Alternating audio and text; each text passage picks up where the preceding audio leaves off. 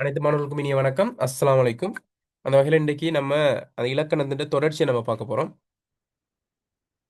அந்த வகையில் 11வது கேள்வி நம்ம பார்க்க போறோம். 11வது கேள்வி அது 40 கேள்வி மொத்தம் இருக்கு. மொத்தம் வந்து 40 எம்சிக்யூ இருக்கு. அப்ப அதை தான் நம்ம பார்க்க போறோம். 10 கேள்வி ஏற்கனவே பார்த்துட்டோம்.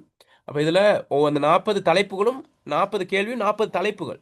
அப்போ ஒட்டுமொத்தமா உங்களுக்கு இருக்கக்கூடிய அந்த சிலபஸ்ல இருக்கக்கூடிய எல்லா தலைப்புகளும் பரீட்சைக்கு வரக்கூடிய எல்லா தலைப்புகளையும் பார்க்குறோம். எனவே இந்த 40 நம்ம பார்த்தோம்னா இந்த 40லேருந்து ஏதோ ஒரு 10 தான் உங்களுக்கு என்ன செய்யும் எம்சிக்குள்ள வரும். அது உறுதியாக நான் சொல்கிறேன். சரியா? அதனால தான் நான் ஒவ்வொன்றையும் நான் தனித்தனியாக விளங்கப்படுத்தி கொண்டுட்டு போகிறேன். ஓகே, அதன் அடிப்படையில் பாருங்க 11வது கேள்வி. பின்வருவனவற்றுள் உடல்நிலை மெய்மயக்கம். விடைய போடுங்க பார்ப்போம். செட் பின்னொற்றில் உடல்நிலை மெய்மயக்கம். விடைய போடுங்க செட் பாக்ஸில்.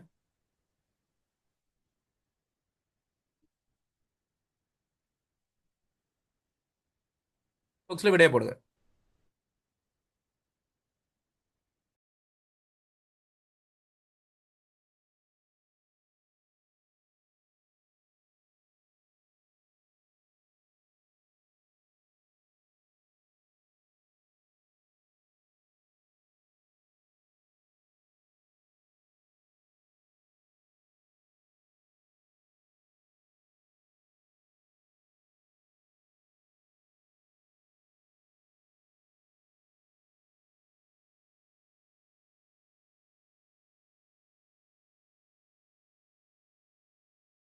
பரவலில் இதுல உடல்நிலை மெய்மயக்கம் வேற்றுநிலை மெய்மயக்கம்னு ரெண்டு பகுதி இருக்கு. சரியா? அது இடைநிலை மெய்மயக்கம். சரி, இடைநிலை மெய்மயக்கத்தை தான் நம்ம ரெண்டு வகையா பிரிக்கிறோம். உடல்நிலை மெய்மயக்கம், வேற்றுநிலை மெய்மயக்கம். அப்ப இடைநிலை மெய்மயக்கம் என்ன அப்படின்னு கேட்டா, இப்போ மொழியில சொல்லுல அல்லது சொற்கள்ல எழுத்துக்கள் வரும். எழுத்துக்கள்லாம் இணைஞ்சுதான் சொற்களா வரும். எனவே சொல்லின் இடையில வரக்கூடிய மெய்யெழுத்துக்களோடு தொடர்புடையதுதான் இந்த என்னது மெய்மயக்கம்னு சொல்றது. அதாவது எந்தெந்த எழுத்து சொல்லின் இடையில வரும், எந்தெந்த எழுத்து எந்தெந்த எழுத்தோடு சேர்ந்து வரும், எந்தெந்த எழுத்து எந்தெந்த எழுத்தோடு சேர்ந்து வராது அப்படிங்கிற ஒரு வகைப்பாடு தான் இது. சரியா? அப்ப பாருங்க, உங்களுக்கு நோட்ஸ் கொடுத்துருக்கேன் பாருங்க, கவனிச்சுக்கொள்ளுங்க. உங்களுக்கு இந்த டியூட் கிடைச்சா உங்களுக்கு புரியக்கூடியதா இருக்கும். கவனிங்க. இந்த பாருங்க நோட்ஸ் இருக்கு.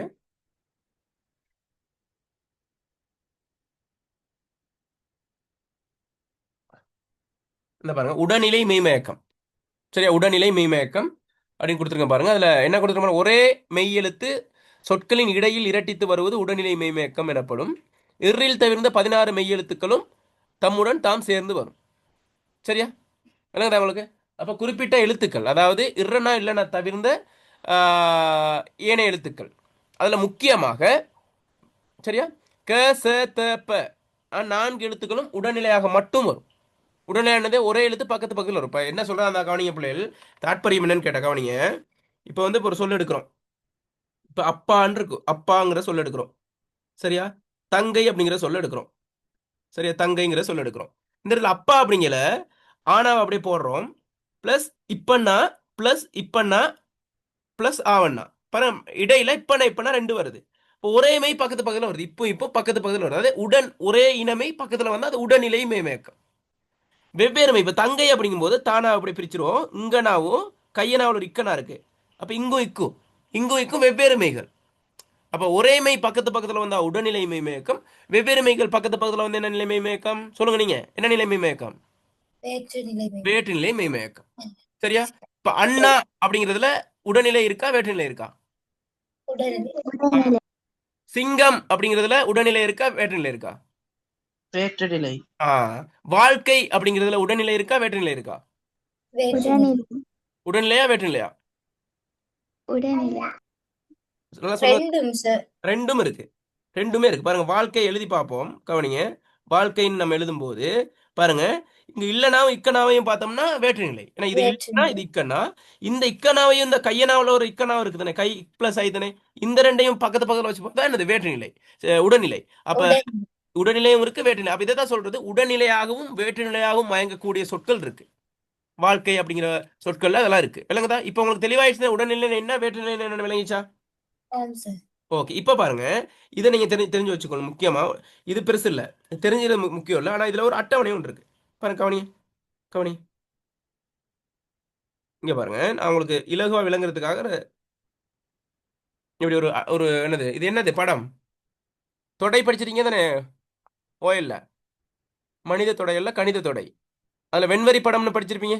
அந்த வெண்வரி பட சாயல நான் கொடுத்துருக்கேன் பாருங்க. இதுல பாருங்க, மேல பாருங்க, இக்கி சித்திப் தவிர்ந்த 14 மெய் எழுத்துக்களும் சொற்களின் இடையில் இணைந்து வரும். என்ன சொல்ல வருது? அப்ப அதாவது இக்கன்னா இச்சன்னா இத்தனை கச தப்பன்னு ஞாபகம் வச்சுக்கணும். கச தப்ப. இந்த இக்கிச் இத்திப் 4 எழுத்துக்களும் உடல்நிலையாக மட்டும்தான் வரும். அது அப்படின்னா என்னது? இந்த இக்கனாவுக்கு பக்கத்துல இன்னொரு இக்கனா தான் வரும். இச்சனாவுக்கு பக்கத்துல இன்னொரு இச்சனா தான் வரும். இப்பனாவுக்கு பக்கத்துல ஒரு இப்பனா தான் வரும். இத்தனாவுக்கு பக்கத்துல ஒரு என்னது இத்தனா தான் வரும். வேற எழுத்தே வராது. சரியா?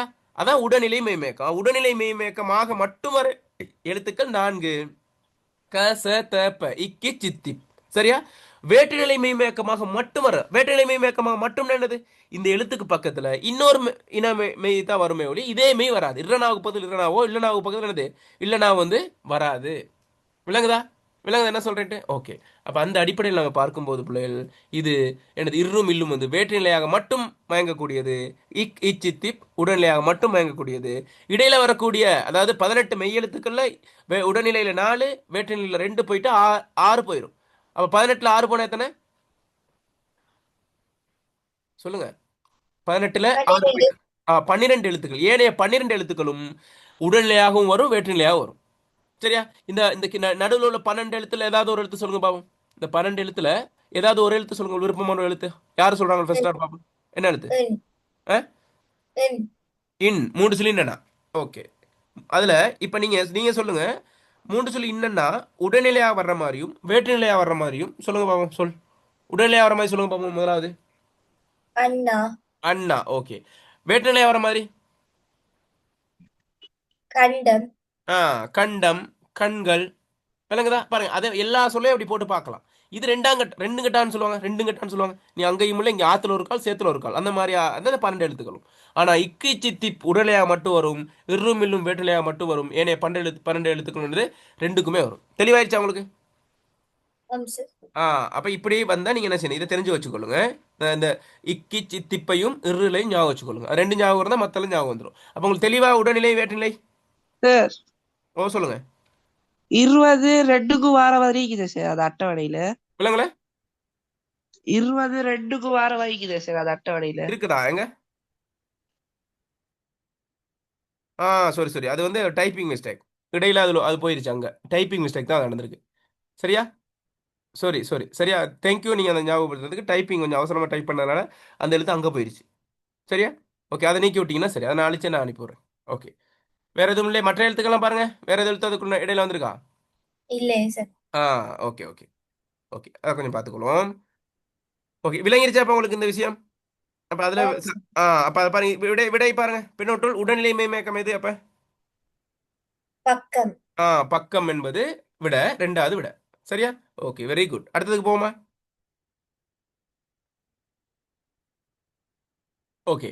பின்னொட்டுள் வன்தொடர் குற்றியல் உகரமாக சில சில எழுத்துப்பிழைகள் இருக்கும், அதை இது பண்ணிக்கொள்ளாங்க. பின்னொட்டுள் வன்தொடர் குற்றியல் உகரம், அது 3வது இருக்கு. குற்றியல் உகரமாக அமைவது நெஞ்சு, தூது, பேச்சு, நாடு. இது கட்டாயம் வரும் இந்த கேள்வி. விடைய போடுங்க. பிள்ளை உங்களுக்கு முடிஞ்சா அந்த நம்ம உங்களுக்கு கிடைச்ச அந்த லிங்கை கொஞ்சம் ஷேர் பண்ணுங்க உங்க குடும்பங்களுக்கு. ஏன்னா 100 பேர் எடுக்கலாம். நம்ம பே பண்ணி தான் இந்த லிங்க் எடுத்தோம். ஆனால் 25 பேர் தான் கால்வாசி தான் ஃபில் பண்ணப்பட்டிருக்கு. அதனால முடிஞ்சா உங்களுக்கு இந்த ஒரு ஒரு ஒரு நிமிஷம் டைம் தரேன். உங்களோட நண்பர்களுக்கும் சரி அல்லது குழுக்களுக்கும் கொஞ்சம் பகிர்ந்தீங்கன்னா நம்ம கொஞ்சம் இன்னும் கொஞ்சம் பேரை எடுத்துக்கொள்ளலாம். ஃப்ரீ கிளாஸ் அவங்களும் பயனடையும் தானே, அதுக்காக. நான் நீங்கள் ஷேர் பண்ணீங்கன்னு பார்த்தேன். ஷேர் பண்ணீங்களா மற்ற குழுக்களுக்கெல்லாம்? ஆ, ஓகே. அப்போ ஓ கொஞ்சம் ஷேர் பண்ணுங்க. சின்ன ஒரு எனக்காக. ஓகே. அப்ப பின்னொற்றில் வன்தொடர் குற்றியலுகரமா அமைவது என்கின்ற போது, குற்றியலுகரம்னா என்ன? வரைவிலக்கணம் பார்த்தோம். குற்றியலுகரம்னா என்ன? தனி குற்றெழுத்தல்லாத ஏனைய எழுத்துக்களின் பின் வலிமையின் மேல் ஏறி வரும் உகரம் குற்றியலுகரம். சரி, விடைய போடுங்க முதல்ல. இதுல ஒரு விடைய போடுங்களேன் பாப்போம். குயிக்கா போடுங்க. நெஞ்சி, தூது, பேச்சு, நாடு.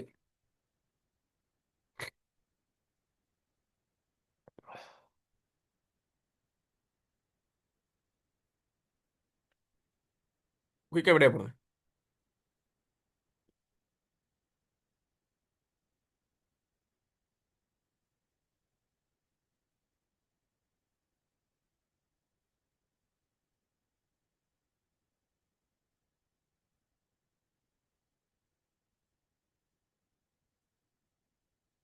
ஓகே. என்னது குற்றியலுகரம்னா என்ன? வரைவிலக்கணம் சொல்லுங்க. இந்த பாருங்க இருக்கு. தனி குற்றெழுத்து அல்லாத ஏனைய எழுத்துக்கள் பின் வல்லின மெய்யின் மேல் ஏறி வரும் உகரம் குற்றியல் உகரம். சரியா? அப்போ இது ஏற்கனவே இப்போ நான் ஏற்கனவே உள்ள கிளாஸில் நான் சொல்லி கொடுத்துருக்கேன். இதில் குற்றியல் உகரத்தில் டவுட் உள்ளவங்க ஹேண்ட்ரைஸ் பண்ணுங்க பாப்போம். குற்றியல் உகரம்ங்கிற தலைப்பில் டவுட் இருக்குது சார் அப்படிங்கிறவங்க ஹேண்ட்ரைஸ் பண்ணுங்க. கொஞ்சம் விஷயத்த சொல்லிட்டு கடந்து கடந்து போவேன்னு கேட்டால் இது விட்டுட்டும் போகல, அது வரக்கூடிய வாய்ப்பு உள்ளது. 4 பேருக்கு மட்டுமா டவுட்? 5.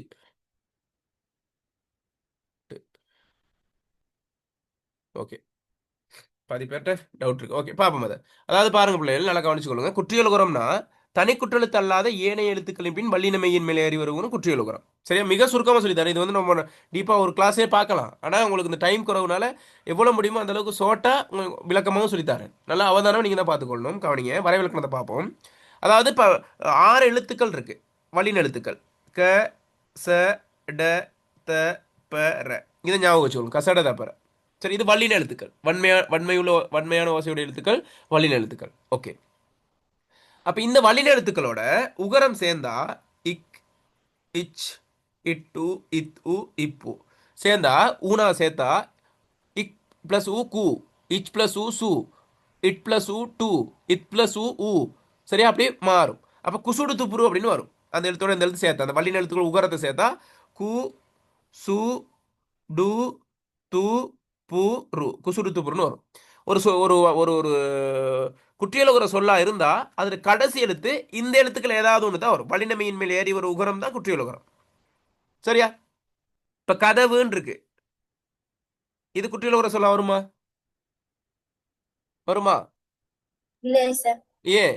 குசுறுத்து பொருக்குள்ள வரணும். சரியா? குசுறுத்து பொருக்குள்ள தான் வரணும். அந்த இந்த இது கதவுங்கிறது வந்து வல்லினமையில் ஏறி ஒரு உகரம் இல்ல. இவனா இவனா பிளஸ் ஊனா. இவனா வந்து என்ன இனம்? இவனா வல்லினமா மெல்லினமா இடையினமா? இடைநிலை இடையினம். எழுத்து. அப்ப இடைநிலை எழுத்தின் மேல் இடைநிலத்தோட வல்லினமை இடைநிலத்தோட உகரம் வரக்கூடாது, மெல்லிநிலத்தோட எனது உகரம் வரக்கூடாது. வல்லினமையின் மேல் ஏறி ஒரு உகரம் தான் குற்றியல் உகரம். இதான் முதலாவது விஷயம். அடுத்து குற்றியல் உகரம் என்னன்னு கேட்டா, அதாவது உகரத்துக்கு மாத்திரை வந்து ஒன்று. உ, உண்டியல். உண்டியல் அப்படிங்கிற உதடு குவியுது, நல்லா குவியுது. சரியா? அதே வண்டு, பட்டு அப்படிங்கிற அந்த வண்டுங்கிற கடைசி ரிட்டர்னல் பிளஸ் ஊனாவில் தான் முடியுது. அது பிரிச்சா வண்டு அப்படிங்கிறதுல கடைசியில் டூனா இருக்குது, அது பிரிச்சோம்னா இட்டனா பிளஸ் ஊனா. அது ஊனா தான். ஆனால் அது உண்டியல்கையில ஒழிக்கிற அதே சவுண்டாக ஒழிக்குது இல்லை, வண்டுங்கையில குவியுது. குவியல என்ன செய்யுது? நோமலா சொல்கிறோம். உண்டியல்கையில முழுமையாக சொல்கிறோம். சொல்லுக்கு முதல்ல ஊ வந்தா முழுமையாக ஒழிக்கிறோம், சொல்லுன்ற கடைசியில் வந்தா என்னது? பாதியாக ஒழிக்கிறோம். எனவே முழுமையாக ஒழிச்சா அது முற்றியல் உகரம், குறைந்து ஒழித்தால் அது குற்றியல் உகரம். விளங்கிச்சா? முழுமையா ஒழிச்சா என்னன்னு சொல்றது? முற்றியல் உகரம் முழுமையா ஒழிக்குது. குறைந்து ஒழிச்சா உகரம், குறைந்து ஒழிச்சா குற்றியலுகரம். குற்றியல் உகரம். இது பேசிக்கான விஷயம். சரியா? ஓகே, கவனிங்க. இப்ப பாருங்க, இந்த விஷயத்துக்குள்ள போவோம். இதுல இதுல வரைவிலக்கணம் பாருங்க. தனி குற்றெழுத்து அல்லாத ஏனைய எழுத்துக்களின் பின் வல்லினமையின் மேல் ஏறி ஒரு முகரம் குற்றியல் உகரம் சொல்றாங்க. அப்ப இந்த இடத்துல இப்படி வருது. இப்ப அது அப்படிங்கிற சொல் வருது. அது அப்படிங்கிற நம்ம அதுன்னு சொல்லல, அதுன்னு தான் சொல்றோம். ஆனா அது குற்றியல் உகரமா எடுக்க இயலாது. ஏன் அப்படின்னு கேட்டா, 2 எழுத்துள்ள சொல்லா இருக்கும் பட்சத்துல, சரி, 2 எழுத்து சொல்லா இருக்கும் பட்சத்துல முதல் எழுத்து முதல் எழுத்து குறிலா இருந்தா அதை குற்றியல் உகரமா எடுக்கிறது இல்லை. உச்சரிக்கும் போது அதுன்னு தான் உச்சரிக்கிறோம், முழுமையா ஒழிக்கல, குறைந்தா ஒழிக்கிறோம். ஆனா ஒரு இலக்கணம் என்னன்னு கேட்டா, முதலாவது எழுத்து குறில் எழுத்தா இருக்கக்கூடாது. 2 எழுத்துள்ள சொல்லில் முதலாவது எழுத்து என்ன செய்யக்கூடாது? குறில் எழுத்தா இருக்கக்கூடாது. அவன் முதல் எழுத்து குறிலா இருந்து அடுத்த எழுத்து வல்லினமையில் ஏறி வரும் உகரமா இருந்தாலும் கூட அதை நம்ம என்ன எடுக்கலாது? குற்றியல் உகரமா எடுக்க இயலாது. அப்போ ஒரு கேள்வி வரலாம், 2 எழுத்துள்ள சொல்ல முதல் எழுத்து நெடிலா இருக்கலாமா? நெடிலா இருந்தா அது குற்றியல் உகரம் எடுக்கலாமா? எடுக்கலாம். இப்போ ஆடு அப்படின்னு எடுக்கும்போது இந்த வல்லினமையில் ஏறி உகரம் இங்க இருக்கு, இங்க ஆவணா இருக்கு, இதை எடுக்கலாம். ஏன் எடுக்கலாம்? இது வந்து என்னது? இது வந்து தனி நெடி. குற்றெழுத்து அல்ல, இது தனி நெட்டெழுத்து. அவ தனி நெட்டெழுத்தை எடுத்து வல்லினமையில் ஏறி உகரம் குற்றியல் உகரம் எடுக்கலாம். அல்லது இப்படி இப்படி இப்படி கேட்பாங்க தானே. ஓகே, இப்போ முதல் எழுத்து குறிலா இருக்கு. சரியா? ஆ, பானா முதல் எழுத்து குறில், அடுத்து 3 எழுத்து இருக்கு, பக்கத்துல ஒரு மெய்யோட வந்து வருது, இதை எடுக்கலாமா? எடுக்கலாம். முதல் எழுத்து குறிலா இருந்து 3 எழுத்துள்ள சொல்ல முதல் எழுத்து குறிலா நமக்கு பிரச்சனை இல்லை. 2 எழுத்துள்ள சொல்ல முதல் எழுத்து குறிலா இருக்கக்கூடாது, அவ்வளவுதான் விஷயம். அதைத்தான் சொல்றாங்க தனி குற்றெழுத்து அல்லாத மற்ற எழுத்துக்களின் பின். மற்ற எழுத்துக்கள் என்ன அர்த்தம்? ஆ, நெட்டெழுத்தை எடுத்தோ அல்லது ஒன்றுக்கு மேற்பட்ட எழுத்துக்களா 3 எழுத்துக்கள் உள்ள சொல்ல வரும் பட்சத்தில் என்ன செய்யாது? ஒரு பிரச்சனையும் இல்லை. ஆனா எது பிரச்சனைன்னு கேட்டா தனி குற்றெழுத்தை அடுத்து வரும்போது தான் பிரச்சனை. அப்ப தனி குற்றெழுத்து அல்லாத மற்ற எழுத்துக்களின் பின் சொல்லின் இறுதியில் வல்லினம் தான் சொன்னேன். கடைசி எழுத்து வந்து இந்த குசுறு பொருட்கள் தான் வரும். சொல்லின் இறுதியில் வல்லினமையின் மேல் ஏறி ஒரு உகரம் தான் குற்றியலுகரம். தெளிவாயிருச்சா? குற்றியலுகரம் என்னன்ட்டு ஆரம்ப கட்ட விஷயம் விளங்கிருச்சா? ஆம் சார். ஓகே. இப்ப இந்த குற்றியலுகரத்துல 6 வகை இருக்கு. சரியா? அதான் வன்தொடர், மென்தொடர், இடைத்தொடர், உயிர்த்தொடர், நெடில் தொடர், ஆயுதத்தொடர். அப்ப கவனிங்க, சின்ன விஷயம் தான். என்னன்னு கேட்டா நீங்க கூட பழமொழி சொல்லுவாங்க, உன் நண்பன் யார் என்று சொல், உன்னை யார் என்று சொல்கிறேன்னு சொல்லுவாங்க. என்ன காரணம்? நண்பர்கிட்ட பழக்கம் நமக்கு என்னது, நமக்கு ஒட்டி கொள்ளும் அப்படிங்கிறதுக்கு. பூவோடு சேர்ந்து நாரும் மணக்கும் தான் சொல்லுவாங்க. அந்த மாதிரி இப்ப பட்டு அப்படின்னு சொல்லிருக்கு. பட்டுங்கிற சொல்லுங்களேன், பட்டு. இதுல இது என்ன தொடர் குற்றியலுகரம்னு நம்ம எப்படி தீர்மானிக்கணும்னு கேட்டா, கடைசி எழுத்து எப்பவுமே என்ன என்ன எழுத்துக்குள்ள வரும்? குசுறு துப்புக்குள்ள தானே வரும். வல்லினமையிலே அறிவர் உகரமா தானே இருக்கும். ஒன்று ஆம் கூணாவா சார். இருக்கும், சூனாவா இருக்கும், டூனாவா இருக்கும், பூனாவா இருக்கும், தூணாவா இருக்கும், ரூணா, அவ்வளவுதானே. வேற எழுத்தது வருமா?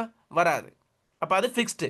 ஓகே. அப்ப அது என்ன தொடர் குற்றியலுகரம்னு எது வச்சு தீர்மானிக்கிறோம்னு கேட்டா, இந்த கடைசிக்கு முத எழுத்து, கடைசிக்கு முத எழுத்து என்ன எழுத்துன்னு நம்ம பார்க்கிறோம். கடைசிக்கு முதல் எழுத்து என்ன எழுத்து அப்படின்னு கேட்டா வல்லின எழுத்து. எனவே வல்லின எழுத்தா இருக்கும் பட்சத்துல அது வன்தொடர். கடைசிக்கு முதல் எழுத்து வல்லின எழுத்தா இருந்தா என்ன தொடர்?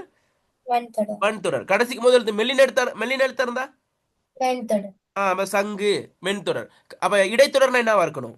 கடைசிக்கு முதல் எழுத்து இடையின. யா, மார்பு. விளங்குதா? இப்படிதான் பிள்ளைகள் நம்ம அதை வகைப்படுத்துறோம். கடைசிக்கு முதல் எழுத்தை பார்த்து கண்டுபிடிச்சல என்ன தொடர்ன்ட்டு. ஓகே. அப்ப வன்தொடர், மென்தொடர், இடைத்தொடர் விளங்கிச்சா உங்களுக்கு? ஆம் சார். அடுத்து இருக்கு உயிர் தொடரும் நெடில் தொடரும், முக்கியமானது. அப்ப உயிர் தொடர் என்னன்னு கேட்டா பாருங்க, வன் தொடர், மென் தொடர், இடைத்தொடர்னா கடைசிக்கு முதலெழுத்து உயிரெழுத்தா இருந்துச்சா மெய் எழுத்தா இருந்துச்சா? கடைசிக்கு முதலெழுத்து வல்லினம், மெல்லின, வன் தொடர், மென் தொடர், இடைத்தொடர்ல கடைசிக்கு முதலெழுத்து வன் தொடர், மென் தொடர், இடைத்தொடர்ல வந்து கடைசிக்கு முதலெழுத்து உயிரெழுத்தா இருந்துச்சா மெய் எழுத்தா இருந்துச்சா? மெய் எழுத்து. மெய் எழுத்து. வல்லின எழுத்து, மெல்லின எழுத்து, இடையின எழுத்து. ஆனால் உயிர் தொடர் குற்றியலுகரம் என்னன்னு கேட்டா கடைசிக்கு முதலெழுத்து உயிரெழுத்தா இருக்கும். கவனிங்க. இப்ப உதாரணமாக இப்ப வயிறு, வயிறு அப்படிங்கிறது வந்து உயிர் தொடர் குற்றியில் வரும். அது எப்படி பார்க்குறோம் கேட்டா இந்த கடைசி எழுத்து ரூணா தானே, குசுறுத்து பொருட்களோ ரூ வந்துருச்சு. இந்த ரூணாவுக்கு முதல் எழுத்து என்னன்னு பாருங்க. ரூணாவுக்கு முதல் எழுத்து என்ன? என்ன எழுத்து? ஈ. அப்ப இதை பிரிச்சோம்னா ஈனா பிளஸ் ஈனா, இந்த ஈனா உயிரெழுத்து ஈனா. அப்ப கடைசிக்கு முதல் எழுத்து உயிரெழுத்தா இருக்கு, இந்த ஈனாவா இருக்கு. கடைசிக்கு முதல் எழுத்து ஈனாவா இருக்கு. எனவே கடைசிக்கு முதல் எழுத்து ஈனாவா இருக்கிறனால, உயிரெழுத்தா இருக்கிறனால அது என்ன தொடர் குற்றியில் வரும்? உயிர் தொடர் குற்றியில் வரும். என்னன்னு சொல்லுவோம்? கவனிங்க. கடைசிக்கு இப்ப வயிறு, இப்ப அது வேற வைங்களே, வேற வைங்களே. இப்ப வேற ஒரு உதாரணம் சொல்றேன் பாருங்க. தராசு அப்படின்னு இருக்கும். தராசு.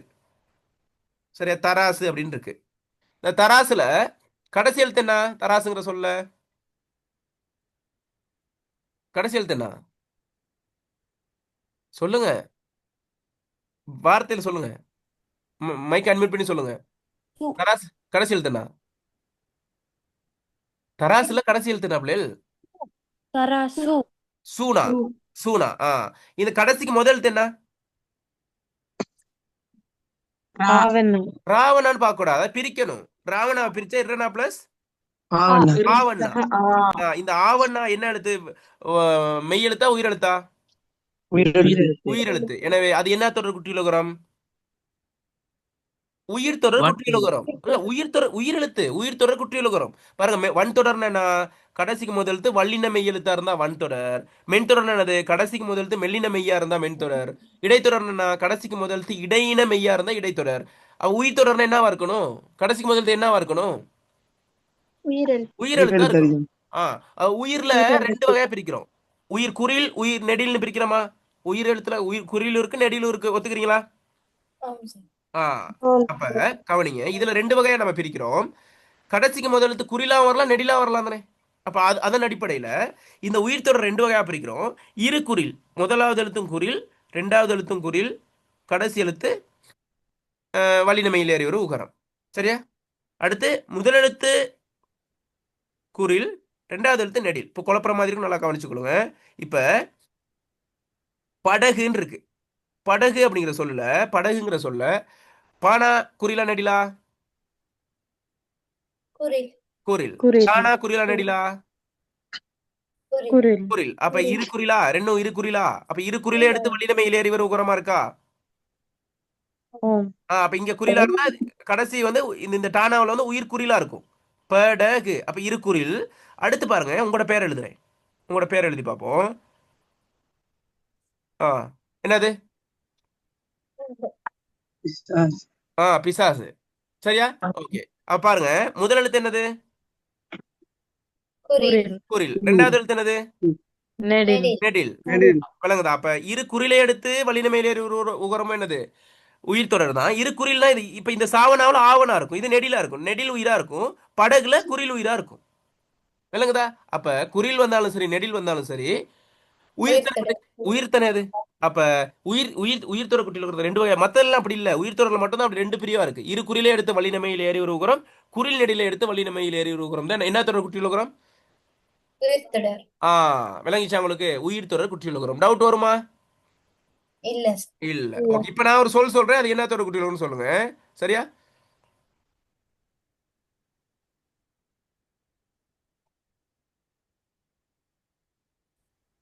விடாது. விடாது. உயிர்த்தொடர் ஆ உயிர்த்தொடர் உயிர் தொடர். குறிலுக்கு பின் நெடில் ஆ? என்ன?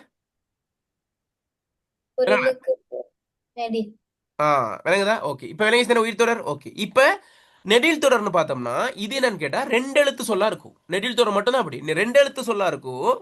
அதுக்கு முதல் எழுத்து நெடிலா இருக்கும். விளங்குதா? கவனிங்க. இப்ப உதாரணமா பாடுன்னு இருக்கு. இப்ப படுன்னு இருக்குன்னு வைங்களேன். படுங்கிறது என்ன தொடர் குட்டியுலகம்? படுங்கிறது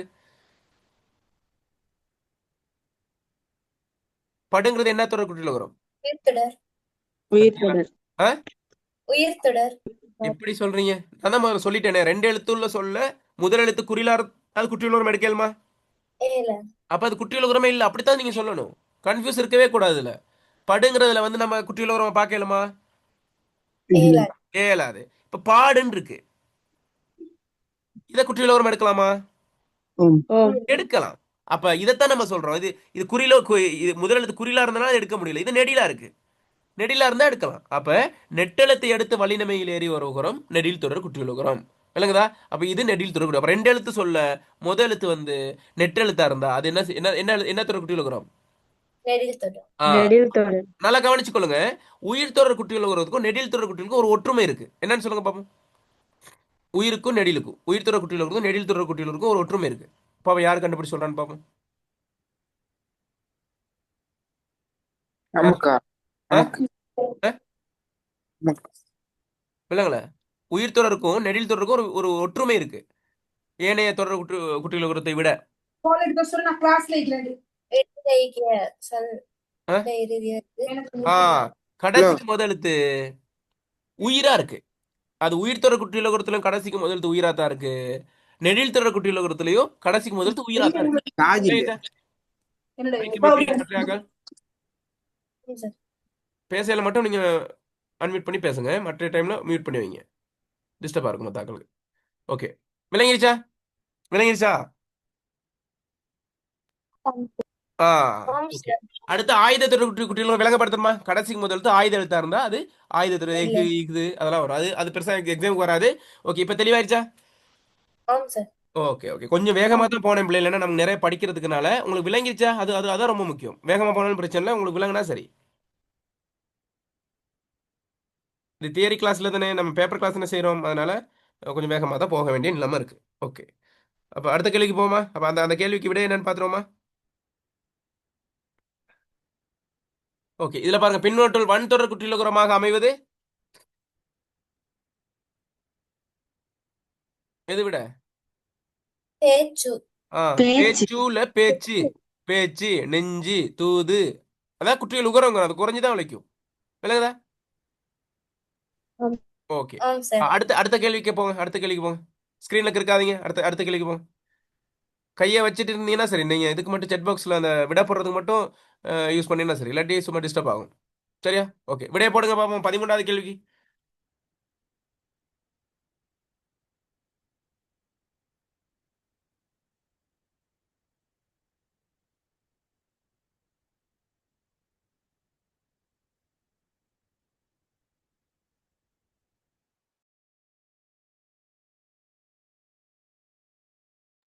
இங்கதான் பாலப்பம்.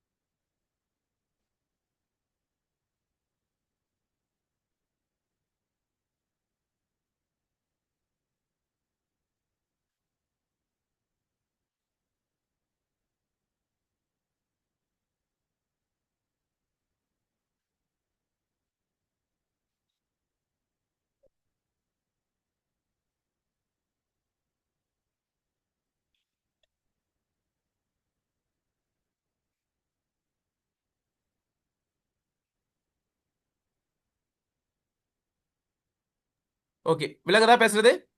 விட போட்டீங்களா? ஆமாம் சார். ஓகே, ஆம் இதுல சார். பாருங்க பாலப்பம் அப்படின்னு இருக்கு என்ன. பாலப்பம் அப்படிங்கும்போது இந்த இடத்துல பால் பிளஸ் அப்பம் அப்படிங்கும்போது நிலைமொழி வந்து பால், அப்பம் வந்து வருமொழி. நிலைமொழி ஈற்றெழுத்து இல்லைன்னா, வருமொழி முதல் எழுத்து ஆனா. அப்ப இந்த இல்லனாவையும் ஆனாவையும் சேர்த்தா லானாவா மாறுது. சரியா? அப்ப பாருங்க, பால் பால் அப்பமா இருந்தது, பால் அப்பமா மாறிடுச்சு. அப்ப என்ன நடந்துக்கு? இந்த லானாவுக்கு என்ன எழுத்து இருக்கு? இந்த லானாவுக்கு என்ன எழுத்து இருக்கு? இல்லை சார். அப்ப புதுசா ஒரு எழுத்து உங்களுக்கு தோண்டிருக்கா? லாவுலுக்கு இல்லை சார். ஏற்கனவே இருந்த இல்லனாவும் ஆனாவது இந்த லானாவுக்கு இருக்கு. விளங்குதா என்ன சொல்றேன்ட்டு? ஆம். அப்ப புதுசா ஒரு எழுத்து தோன்றவும் இல்ல, ஒரு எழுத்து இல்லாம போகவும் இல்ல. விளங்குதா? ஒரு எழுத்து திரிபடையவும் இல்ல. அப்ப இது என்ன புணர்ச்சி? இயல்பு இயல்பு புணர்ச்சி. இயல்பு புணர்ச்சி. புணர்ச்சி. Okay, okay. அதான் விட. ஏன்னா இயல்பு புணர்ச்சி கேட்டிருக்காங்க. அப்ப பலாவிலை என்ன வகை புணர்ச்சி? பலாவிலை திரிதல். திரிதல் சார். விஹார. இல்ல, கொஞ்சம் யோசிங்க யோசிங்க. இது பிரிச்சு பார்த்து தான் கண்டுபிடிக்கணும். பாருங்க, பலா தோன்றல் பலா பிளஸ் இலை. சரியா? தோன்றல் பலாவிலை பலாவிலை. திரிதல். கவனிங்க. ஓகே, மைக்க மீட் பண்ணுங்க. மைக்க மியூட் பண்ணுங்க. பேசும்போது மட்டும் மைக்க அன்மியூட் பண்ணி பேசுங்க. ஓகே, பலா பிளஸ் இலை அப்படிங்கும்போது என்ன நடந்திருக்குன்னு கேட்டா, பாருங்க, இந்த பலா இங்கேயும் வந்திருக்கு, இங்கே வந்திருக்கு. சரியா? இங்க என்னன்னு கேட்டா ஈனா இருந்து இங்க வீணான் இருக்கு. அங்க இலையில ஈனா இருந்துச்சு, இங்க விலைன்னு மாறி இருக்கு. அப்ப என்ன இருக்கு இந்த இடத்துல?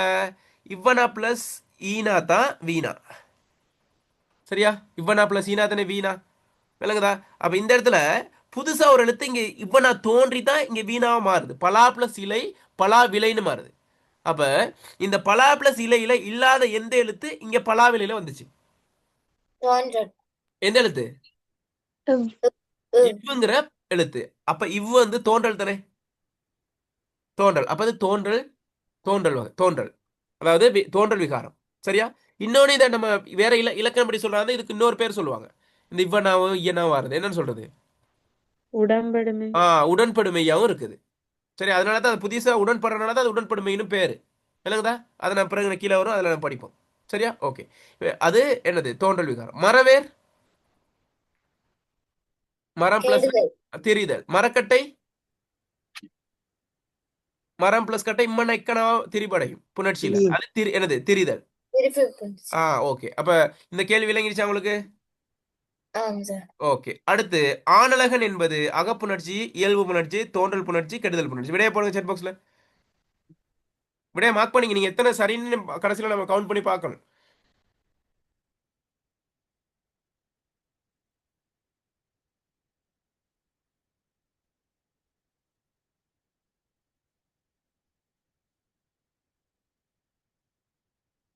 இலக்கத்தை மட்டும் போட்டா போதும். விடையிட இலக்கத்தை மட்டும் போட்டா போதும். ஓகே. ஆணழகன் என்பது அகப்புணர்ச்சியா, இயல்பு புணர்ச்சியா, தோன்றல் புணர்ச்சியா, கெடுதல் புணர்ச்சியா? இயல்பு புணர்ச்சி. இயல்பு புணர்ச்சி. இயல்பு புணர்ச்சி தான். பாலப்பம் பார்த்தோம், அதே மாதிரி இயல்பு புணர்ச்சி தான். சரி, சரியா? ஓகே. அது விளங்கப்படுத்தணுமா? விளங்கப்படுத்தணுமா சொல்லுங்க, விளங்கப்படுத்துறேன். இல்ல சார். ஆ சரியா? பாருங்க, இல்ல ஆண் சார். ஆண் அழகன்கள் இன்னனாவும் ஆணாவும் சேர்ந்து நானாவும் மாறி ஆணழகன் வரும். சரியா? ஓகே, இயல்பு பொருள். அடுத்ததுக்கு வாங்க, அடுத்ததுக்கு வாங்க. அப்பாவால் கதவு தட்டப்பட்டது. இங்கு தட்டப்பட்டது என்பது தன்வினை, பிறவினை, சேப்பாடு. செய்வினை, செயற்பாடு வினை. விடைய போடுங்க, விடைய போடுங்க. செட் பாக்ஸ்ல விடைய போடுங்க முதல்ல.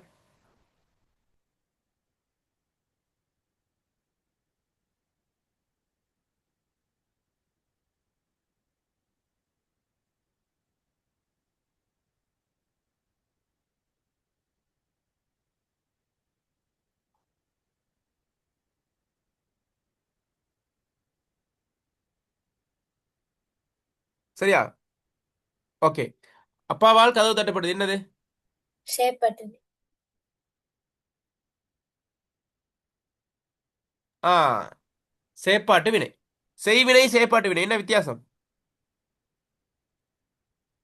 செய்வினை என்றால் என்ன, செயற்பாடு வினை என்ன? வரைவிலக்கணம் என்ன? அந்த வேலையை செய்யறவர் முன்னுக்கு இருந்தா ஆ, முன்னுக்கு- செயற்பாடு வினை. ஆ, பின்னுக்கு இருந்தா செய்வினை. அப்படியே சொல்றது வரைவிலக்கணம், அப்படியே சொல்றது வரைவிலக்கணம் கேட்கிறேன். எழுவாயை கர்த்தாவாக கொள்ளுமினை செய்வினை, செயற்படு பொருளை எழுவாயாக கொள்ளுமினை செயற்பாட்டு வினை. சொல்லுங்க பாப்போம். நான் சொல்றதை சொல்லுங்க எல்லாரும் சேர்ந்து. எழுவாய் எழுவாயை எழுவாயை எழுவ கர்த்தாவாக கொள்ளுமினை கர்த்தவாக்கினை செய்வினை, செய்வினை செயற்படு பொருளை செயற்படுபொருளை எழுவாயாக கொள்ளுமினை எழுவாய் செயற்பாட்டு வினை. செயற்பாட்டு வினை. Very good. கவனிங்க, நான் விளங்கப்படுத்துறேன், கவனிச்சுக்கொள்ளுங்க. இதெல்லாம் ரொம்ப முக்கியமானது பிள்ளைகள், எக்ஸாமுக்கு கண்டிப்பா வரக்கூடியது. பாருங்க, இப்போ உதாரணமா திருவள்ளுவர் திருவள்ளுவர் திருக்குறளை திருக்குறளை சொல்லிட்டு எழுதுறேன், இயற்றினார். திருவள்ளுவர் திருக்குறளை இயற்றினார். இதுல இது செய்வினையா செயற்பாடு வினையா? செய்வினை. ஆ, செய்வினை. இதுல எழுவாய் எது? திருவள்ளுவர். திருவள்ளுவர். அந்த அந்த திருக்குறளை இயற்றதுக்கு காரணகர்த்தா யாரு? திருவள்ளுவர். திருவள்ளுவர். அதுதான் எழுவாயும் திருவள்ளுவர் தான், கர்த்தாவும் திருவள்ளுவர் தான். அதுதான் சொல்றோம். எழுவாயை கர்த்தாவாக கொள்ளும் வினை என்ன வினை? செய்வினை. ஆ, ராமன் வில்லை வளைத்தான். ராமன் வில்லை வளைத்தான். இதுல எழுவாய் எது? செய்வினை. ராமன். ராமன். அதுல கர்த்தா யாரு? ராமன். ராமன். அப்ப எழுவாயை கர்த்தாவாக கொள்ளும் வினை செய்வினைங்கிறது விளங்கிடுச்சா? ஆம் சார். ஓகே, இப்ப பாருங்க, செயற்பாட்டு வினைக்கு போறோம். செயற்படு பொருள் எழுவாயாக கொள்ளும் வினை செயற்பாட்டு வினை. சரியா? இப்ப ராமன் வில்லை வளைத்தான செயற்பாடு வினைக்கு மாத்தணும்னா எப்படி மாறும்? வில் ராமனால் வளைக்கப்பட்டது. வில் ராமனால் வளைக்கப்பட்டது. அப்ப இந்த இடத்துல ஏற்கனவே இருந்த ராமன், சரியா? இல்ல, ஏற்கனவே செய்வினையா இருக்கும்போது என்னது, ராமன் என்ன இருந்தாரு? இல்ல, வில் எதா இருந்துச்சு? வில் எதா இருந்துச்சு? செயற்படு பொருளா தானே இருந்துச்சு. செயற்படு பொருளா இருந்துச்சா? இப்ப செயற்பாட்டு வினையா மாக்கும் போது எழுவாயா மாறிடுச்சு. வில்னு வந்துருச்சா? அங்க வில்லைன்னு இருந்தது, இங்க வில்னு வந்துருச்சா? செயற்பாட்டு வினையா மாத்தும் போது வில். ஏற்கனவே இருந்த எழுவாயா இருந்தது யார்? ராமன். ராமன் வில்லை விளைத்தான். ராமன் எழுவாயா இருக்கும்போது செயற்பாட்டு வினையா மாத்தும் போது ராமன் என்ன ஆயிருச்சு? ராமனால். ராமனால்னு என்னது மாறுது. அப்ப ராமனால்னா என்னது? காரணம் என்ன? ஒரு காரண பொருளா வருது. ராமனால் வில் வளைக்கப்பட்டது. பட்டது பட்டது பட்டதுன்னு வரும். விலைக்கு வளைக்கப்பட்டது, இயற்றப்பட்டது, அந்த மாதிரி வரும். விளங்கிடுச்சா? இதுதான் என்னன்னு கேட்டா என்னது? செயற்பாட்டு வினை. அப்ப எழுவாயை கர்த்தாவாக்குள் வினை செய்வினை, செயற்படு பொருள் எழுவாயாக்குள் வினை வினை என்னது? செயற்பாட்டு வினை. அப்ப அப்பாவால் கதவு தட்டப்பட்டது அல்லது கதவு அப்பாவால் தட்டப்பட்டதுன்னா என்ன வினை? செயற்பாட்டு வினை. செயற்பாட்டு வினை. சரியா? ஆ, ஓகே. அப்ப ஓகே, அப்ப அது சரி. தன்வினைனா? தன்வினைனா தன்வினை ஒரு வினையின் தன்னிச்சுடும் பயனை உந்து விடி அவரே வாயச்சுடும். பெற்றுக்கொண்டால் அது தன்வினை. பிறவினைனா? இன்னொருத்தருக்கு சார். ஒரு வினையின் பயனை வேறொரால் பெற்றுக்கொள்ளும். வினையின் பயனை தானே அனுபவித்தால் அது தன்வினை. வினையின் பயனை தான் அல்லாமல் பிறர் அனுபவித்தால் அது பிறவினை. சரி, உதாரணமா அம்மா சோறு சாப்பிட்டால் யாருக்கு பசி தீரும்? அம்மா. ஆமா. அம்மா. வினையின் பயனை யார் அனுபவிக்கிறா? அம்மா. ஆமா. அம்மா. ஓகே. அம்மா குழந்தைக்கு சோறு ஊட்டினாள். ஊட்டினது பிறவினை. யாரு? அம்மா. அம்மா. அம்மா. வினையை செஞ்சது அம்மா. பசி யாருக்கு தீருது? குழந்தை. அப்ப தன்வினை, நான் வினையின் பயனை தானே அனுபவித்தால் அது தன்வினை. வினையின் பயனை தான் எழுவாய் அல்லது என்னது கர்த்தா வினையை அனுபவிக்காமல் பிறர் அனுபவித்தால் என்னது? பிறவினை. பிறவினை. சரியா? தம்பி பானையை உருட்டினான். தம்பி பானையை உருட்டினான். இது என்ன வினை? என்ன வினை வாக்கியம்? தம்பி பானையை உருட்டினான். சொல்லுங்க. பானை எந்த சார்? தம்பி பானையை உருட்டினான்.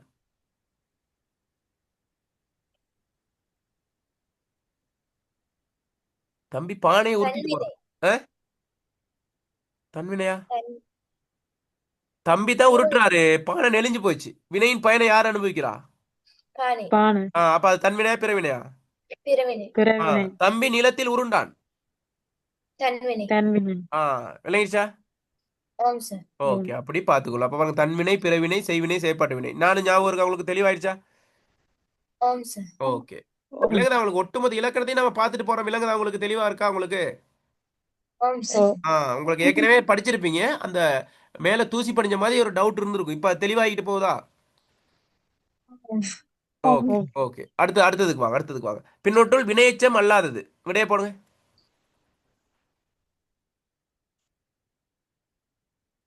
கலந்து, தேடி, வாடி, போன.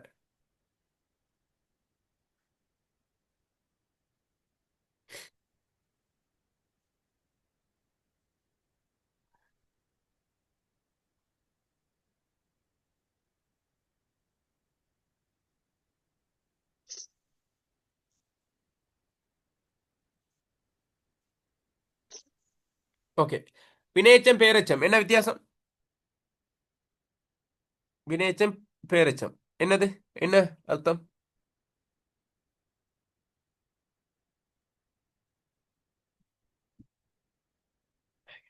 கேண்ட சொல்லுங்க. இதை ரெண்டையும் குறைவினைன்னு சொல்லுவோம். முற்றுவினை, எச்சவினை அப்படி ரெண்டு வகையா பிரிப்போம். சரியா? இந்த வினை எச்சத்தை நம்ம என்ன குறைவினைன்னு சொல்லுவோம். சரியா? முற்று பெறாத ஒரு வினை ஒரு பெயர் சொல்லை கொண்டு முடிந்தால் அது பேரெச்சம்.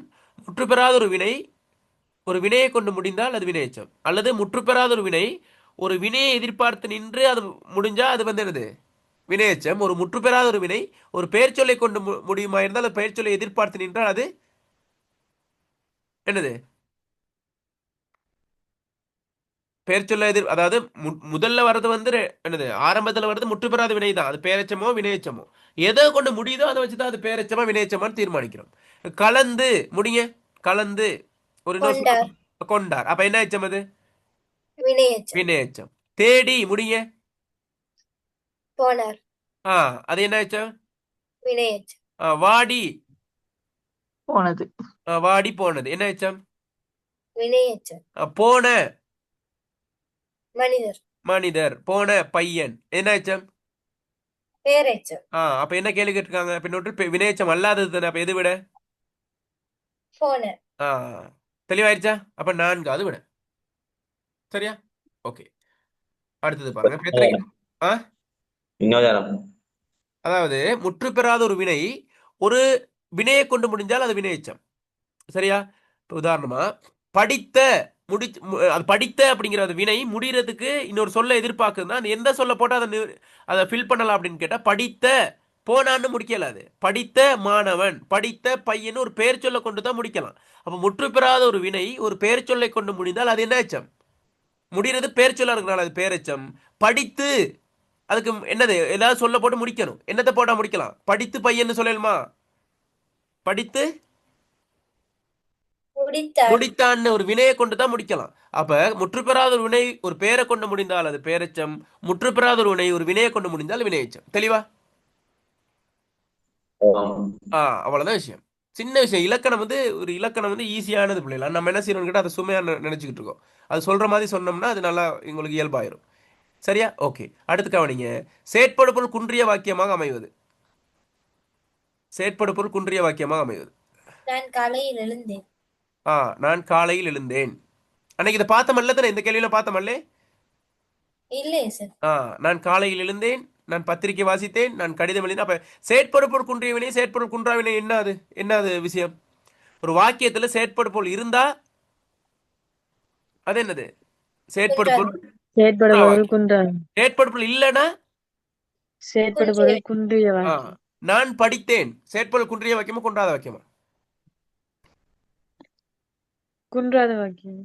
குன்றாத வாக்கியம். வேற விடைகள்? ஆ அது இல்லாட்டியும் அதை செயற்பொருள் நேரடியாக இல்லை. நான் படித்தேன். எதை படித்தேன் கேள்வி? மறைமுகமாயிருக்கும். மறைமுக பாடத்தை. தொக்கு நின்றா சரி, அது மறைஞ்சிருந்தா சரி, மறைஞ்சிருந்தாலும் சரி, வெளிப்பட்டு வந்தாலும் சரி இருக்கணும். சரியா? நான் நனைந்தேன். இது குன்றிய வினை. ஆ எதை நனைந்தேன்னா ஏதாச்சும் விட வருதா? எதை நனைந்தேன் விட வருதா? இல்லை சார். இல்ல. இல்ல. அப்ப நான் காலையில் எழுந்தேன். எதை எழுந்தேன் விட வருதா? இல்லை. இல்ல. இல்ல. அதுதான் விட. அப்ப நான் பத்திரிக்கை வாசித்தேன். எதை வாசித்தேன்? பத்திரிகை. செயற்பொருள் இருக்கு. நான் கடிதம் எழுதினேன். எதை எழுதினேன்? கடிதம். பூனை பால் குடித்தது. எதை பால். குடித்தது? பால்குடி. ஆ அப்ப எதை விட? ஒன்னாவது வினை. Very good. அடுத்ததுக்கு வாங்க. கற்றோருக்கு சென்ற இடமெல்லாம் சிறப்பு. இங்கு கற்றோர் என்பது தொழிற்பெயர், காரணப்பெயர், வினையாளனை பெயர், ஆக்கப்பெயர். விடைய போடுங்க. விடைய போடுங்க செட் பாக்ஸ்ல.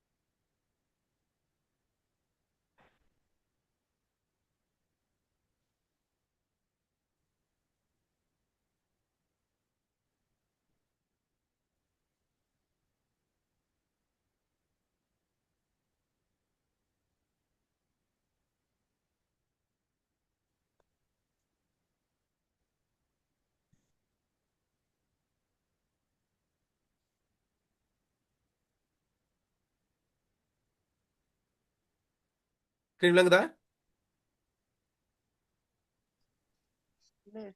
ஓகே அப்படி இருங்க. ஓகே ஓகே சரி சரி. விடைய போடுங்க. விடைய போடுங்க. விடைய தெரியுது உங்களுக்கு?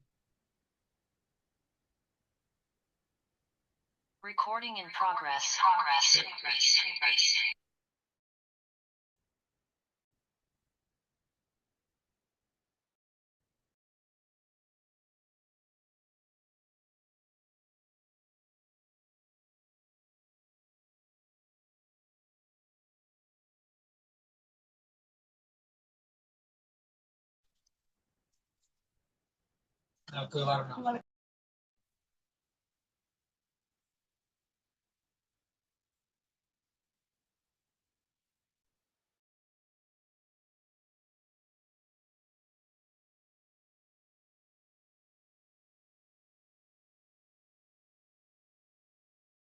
ஓகே விட போட்டீங்களா? ஓகே ஸ்கிரீன் விளங்குதா? ஸ்கிரீன் விளங்குதா? ஸ்கிரீன் விளங்குதா? ஓம் சார்.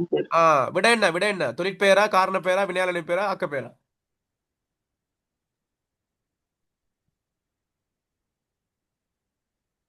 ஆ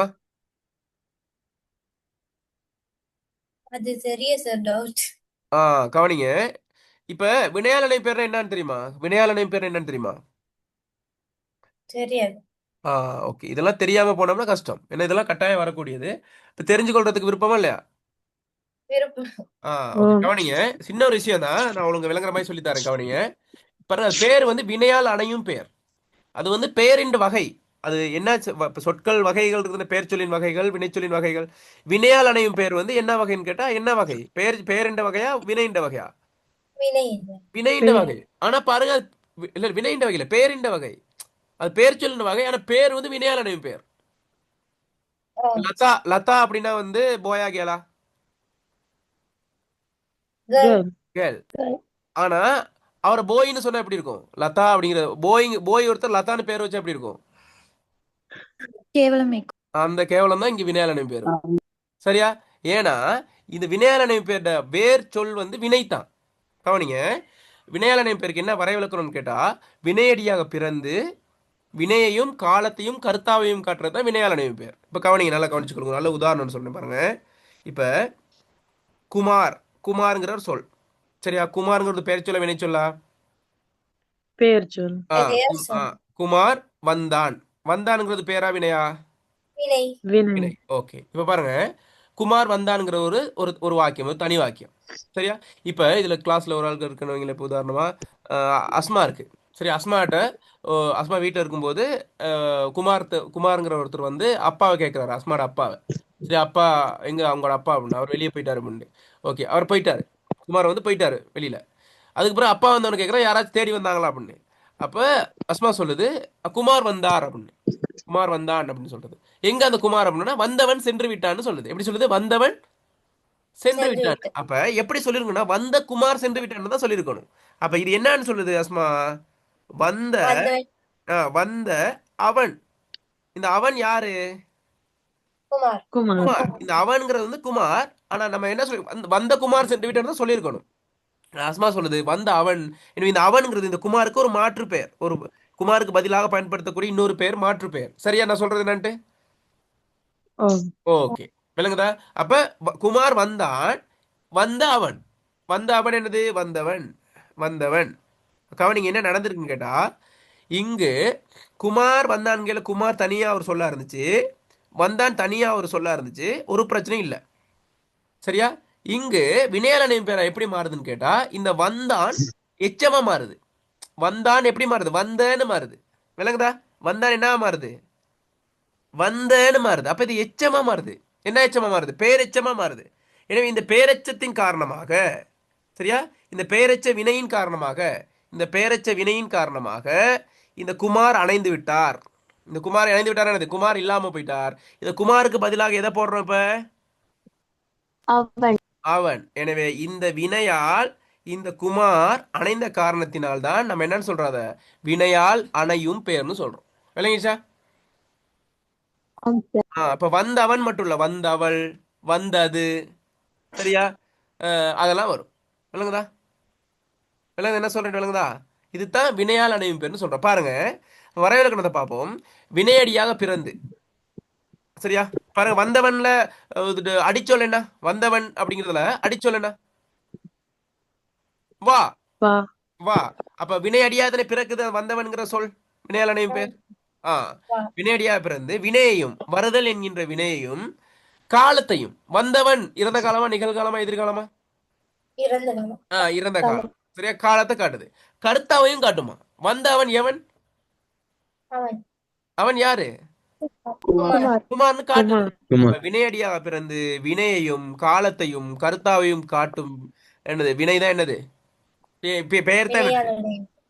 அந்த பெயர் தான் வினையால் அணைப்பு. பாருங்க, இதுல கூடுதலான பண்பு வினையோட சம்பந்தப்பட்டதா இருக்கு. ஆனா அதோட பேர் என்னது?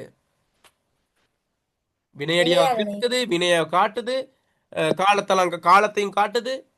ஆனா அது பேரு வினை. அதான் சொன்னேன், லதாங்கிற பேரை போய்க்கு வச்சா எப்படி இருக்குமோ அந்த மாதிரி சொன்னி. இப்ப இல்லைங்க அவங்களுக்கு. ஆம் சார். இப்ப வாங்க விஷயத்துக்கு வாங்க. என்ன கேள்விங்க? கற்றோருக்கு சென்ற இடமெல்லாம் சிறப்பு. இது என்னது? வினையால் அணையும் பேர். ஏன்னு கேட்டா, கற்றோரை பிரிச்சோம்னா கற்ற ஓர், ஓருங்கிறது ஒரு விகுதி. சரியா? இந்த ஓர் எதை குறிக்குதுன்னு கேட்டா, கற்ற ஓர், மனிதர்கள். கற்ற புலவர்கள், கற்ற மாணவர்கள், கற்ற மனிதர்கள், கற்ற சான்றோர்கள். எனவே இந்த ஓர் எதை குறிக்குது? இந்த மாதிரியான பெயரை குறிக்குது. இல்லைங்கதா? இந்த கற்றங்கிறது என்ன? இந்த இடத்துல ஒரு எச்சம். அதே மாதிரி வினை. பெற்றோர், பெற்றோருங்கிறது என்னது? வினையால் அணையும் பேர் தான்.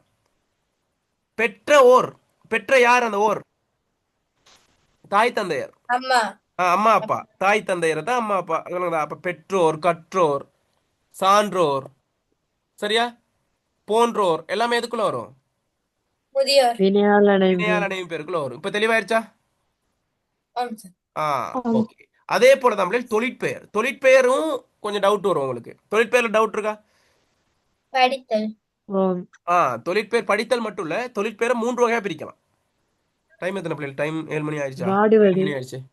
டைம் போகுது. 7 மணி. அதுதானே, டைம் போனதே எனக்கு விளங்கல. ஓகே, என்னன்னா அடுத்த கிளாஸ் ஒன்று இருக்கு. சரி, ஒரு 5 நிமிஷம் பார்ப்போம். சரியா?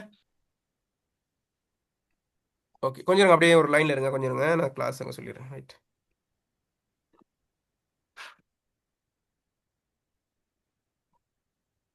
ஓகே,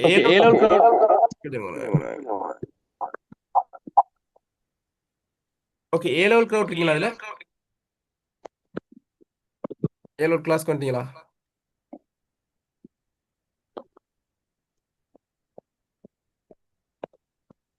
கொஞ்சம் இருங்க ஒரு நிமிஷம்.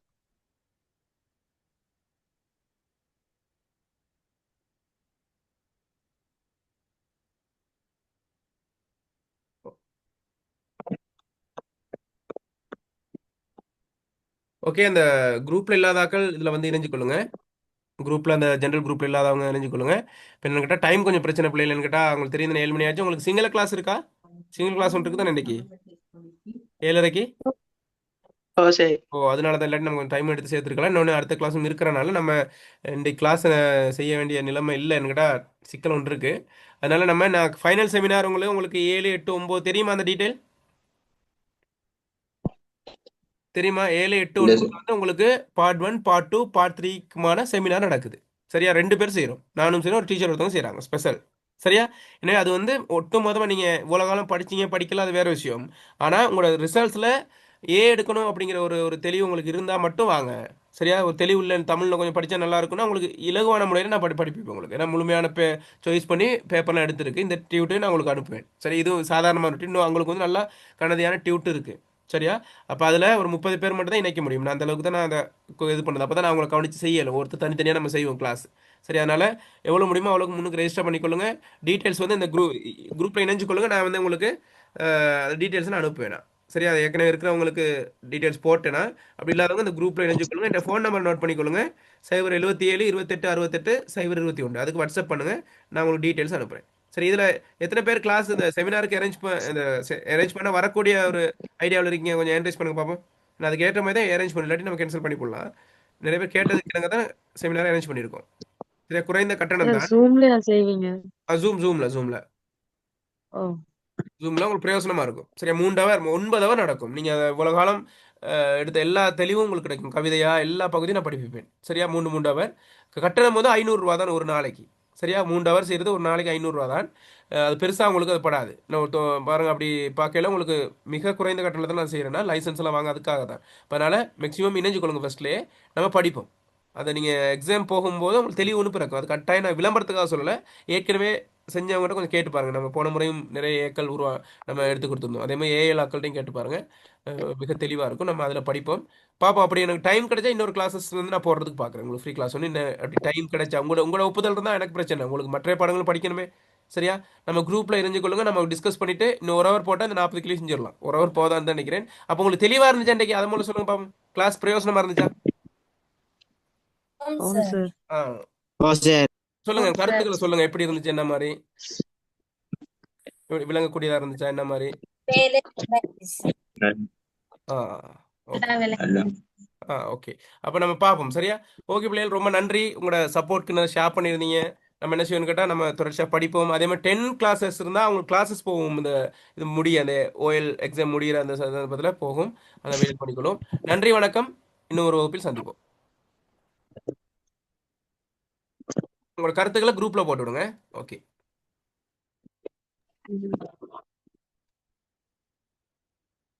ஆ ஆ. பாய் பாய்.